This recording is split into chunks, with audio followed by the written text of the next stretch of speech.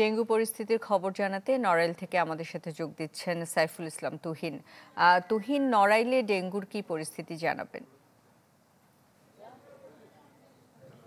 Susmita, নড়াইলে dengue পরিস্থিতি আসলে এবছর যে তথ্য আছে আমাদের কাছে এখনো পর্যন্ত সেরকম বিস্তার লাভ করে নাই। আজকে পর্যন্ত সদর হাসপাতাল সহ জেলার 3টি হাসপাতালে ভর্তি আছে মাত্র 5 জন, সদর হাসপাতালে 1 জন এবং লোহাগাড়া কালিয়া হাসপাতালে 2 জন করে। তো ডেঙ্গুর যে প্রভাব পরিস্থিতি বাড়ে নাই কেন, এই বিষয় নিয়ে আমরা বিভিন্ন জনের সাথে কথা বলেছি।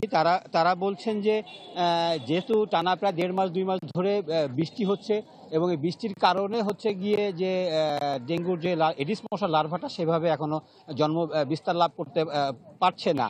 আর আমাদের সাথে কথা হয়েছে হাসপাতালের ডাক্তার আব্দুল গাফফারের সাথে। উনি বলছেন যে ডেঙ্গু পরিস্থিতির জন্য সব ধরনের প্রস্তুতি আছে, সদর হাসপাতালে পর্যাপ্ত কিট রয়েছে এবং স্যালাইনও রয়েছে, কিন্তু যেহেতু ডেঙ্গু মানে নিয়ন্ত্রণে আছে। আমরা যে তথ্যটা পেয়েছি সেটা হচ্ছে গত জানুয়ারির 1 তারিখ থেকে আজকে পর্যন্ত নড়াইলে মোট ডেঙ্গু আক্রান্তের সংখ্যা ছিল 130 জন, তার মধ্যে সদরে 29 জন এবং লোহাগাড়াতে 45 জন, কালিয়াতে 51 জন।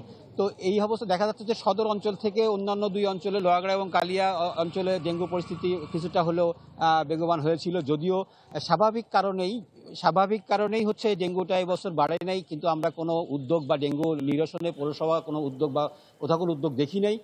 অনেকে আশঙ্কা করছেন যে এই বৃষ্টির পরে ডেঙ্গু পরিস্থিতি আরো একটু ভয়াবহ হতে পারে।